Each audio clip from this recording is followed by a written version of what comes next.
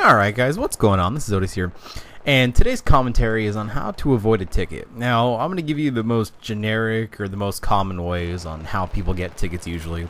And it's usually, you're either going to be on the highway or freeway, whichever area you're at. It's called differently basically, but I mean they're pretty much the same things. And there's also the city driving. Now, of course, this is mostly, I would say, on the eastern United States, at least the tactics that these are doing. Police tactics on the East Coast and the Midwest are a little bit different, especially on the East Coast and the West Coast. You have almost twice as many police officers on the East Coast than you do on the West Coast, which it's a little bit harder, obviously, to get away from tickets and stuff for that reasons, too.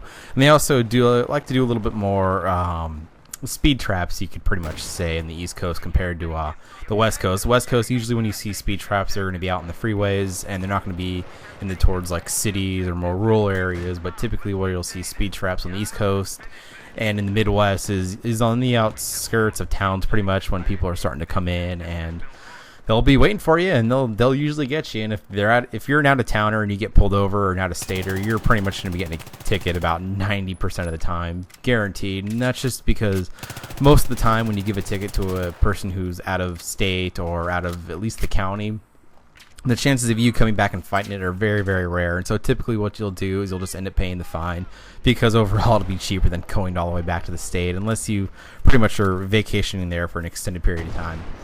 Okay, so the first thing I want to talk about is school zones. I know school zones on the West Coast, they're always around, so that's something you always have to watch out for, is in between basically about 7:30 in the morning to about 8:30 in the morning. Anywhere between about 5 miles around a school, you're going to have increased police activity, just because it's, number one, people are in a rush to work and a rush to drop the kids off, and it's just for, as they say, a safety reason that they're around the school zones. So you always have to watch out for that too, because what'll happen is they'll have a normal speed sign, and then depending on wherever you live, there'll either be a school zone sign above it or below it. So that's another thing you have to watch out for too. And then pretty much a block or two around the schools when you'll have at least one or two police officers posted around each day. So that's something you'll have to watch out for, at least knowing where schools are. I mean, most of us are pretty much younger, so you'll at least know where like the high schools and like the elementary schools are if you're driving. So just try to avoid those at all costs, and that's the only thing that I would suggest there. But highway driving is where at least my specialty and expertise comes in for not getting tickets on that. And typically in California, at least, we average about 5 or 6 lanes for our freeways. I know if you go up to like Oregon or in certain southern states, you'll be on certain stretches of highway where there's 2 lanes on each side, and that's about it. And so typically what ends up happening, if you've got 3 or more lanes in a highway, 90% of your tickets are going to be given in that left-hand lane, or your fast lane, whatever you would like to call it. And only about 10% of your tickets are given on your right-hand lane. And so it's always suggested, no matter how fast you're going, just to go in the slow lane, just because a lot of the officers are always going to be targeted on that fast lane and not going to be looking at the slow lane.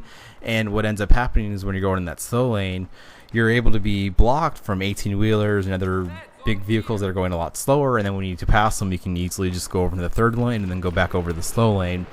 And also, you'll have about 80% of your police officers will be in the center of the highway, and that's just due to the fact that they're able to watch both sides of the highway freeway and get all the main speeders that are in the fast lane. Because there's no need to whether you speed in the fast lane or the slow lane. There's no difference of that. It's easier for them to see you if they're in your fast lane. Now, car color, people say red, will get you more tickets, and when you're definitely sitting and watching cars going by, red gets your attention. Absolutely. It definitely, it's something that's very, very true. So if you have a red car, if you're going to ever think of buying a red car, don't get a red car.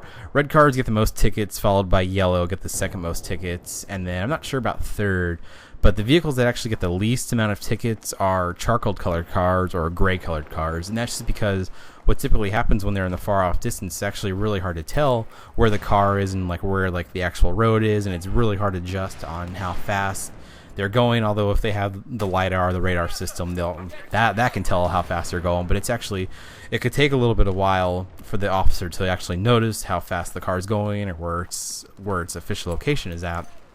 And so that helps it too. That car gets the least amount of tickets, so I'd probably try to go for something like that. But I mean, it honestly doesn't really matter. It always just matters how fast you're going to.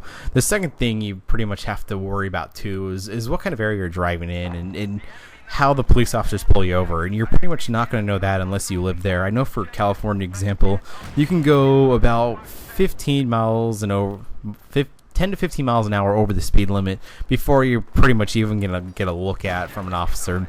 Our highway speed here is 65, so you could at least be going 75, 80 before they actually even care or notice you. Once you hit about 80, you're kind of pushing it there.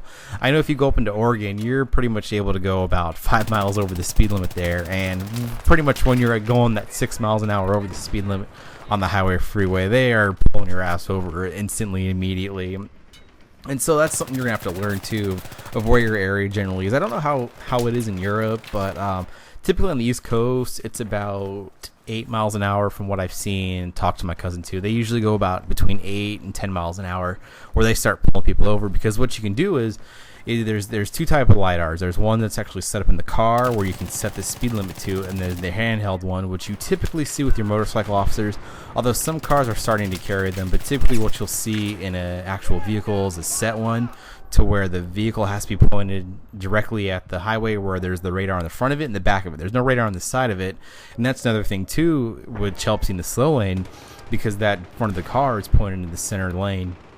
And typically what happens sometimes with the LiDAR is if you're really, really close to an 18-wheeler, the LiDAR will actually pick up on the bigger object, and so it'll end up picking up on the 18-wheeler, and it's not going to be able to pick up on your car right away. But once you get closer to it, it usually will pick up the faster object, which would be your car. So that's something you'd be able to watch out for too. But once you see the officer, you could at least slow down to where maybe you could kind of get away, maybe you can't get away. So that's something to keep in mind there too.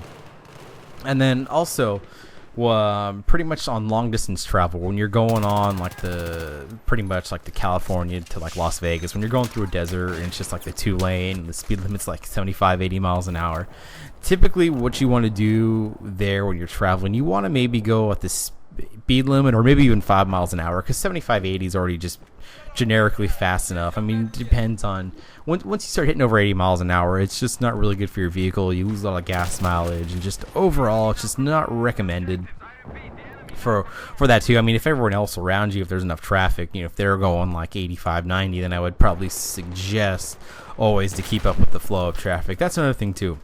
If you're in a race with someone, which basically what which a lot of law enforcement officers say is the race means whoever's out in front is going to get the ticket 99% of the time. So pretty much as long as you keep someone in front of you that's going faster, you're almost never going to get a ticket. I mean, very rarely, unless there's two or more officers or cars at least that can pull you over individually. But typically it's just one officer by himself or one vehicle by himself that can pull one car over. So if you're not in the front, you're not getting pulled over. So hopefully you guys ended up liking this week's video, and next week's video I'm not sure what I'll talk about, but hopefully you guys enjoyed this, and thanks for watching, guys.